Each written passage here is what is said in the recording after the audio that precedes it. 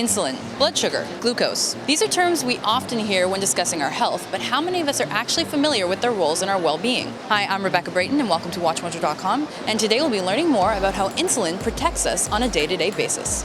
So insulin is a hormone that's produced by an organ called the pancreas. It's vital in controlling the sugars. In fact, it's necessary to keep the blood sugar controlled in a very tight, narrow range in people. Usually when the sugar rises, like after you eat, the insulin levels go up to metabolize the sugar. What role does insulin play in terms of how you feel day to day? If you're a healthy person, you wouldn't notice it. But obviously in disease states, if you get too little of it, you have diabetes. And if you get too much of it, you have something called hypoglycemia, which is a low blood sugar state. And what are your optimum numbers in terms of blood sugar level for your average person? Depends if you have diabetes or not, but we're aiming for sugars less than 6 is counted as normal. Between 6 and 7 is pre-diabetes, and over 7 is diabetes. How is blood sugar managed? So blood sugar is managed by hormones. So when you eat, your insulin levels rise with food, and that keeps your sugar level very constant.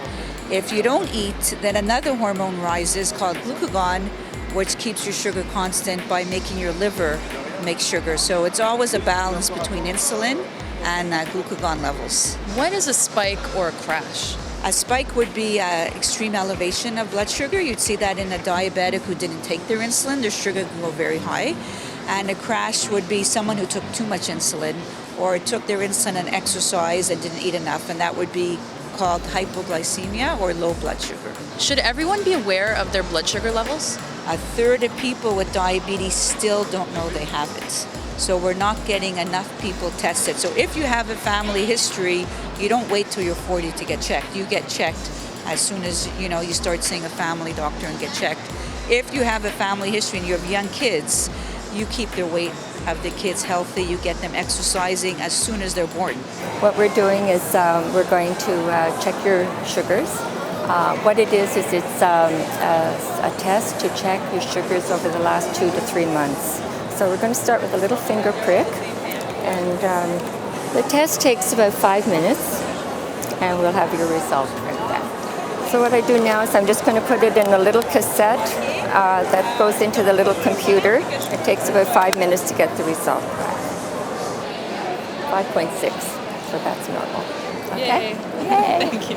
What are some of the best and worst foods in terms of insulin? The worst foods, you know what, you'd be amazed. I mean, rice. Rice, we absorb rice in a second. You could see a spike that you're asked about in a second with someone who eats rice. 1 hour later, their sugar is very high.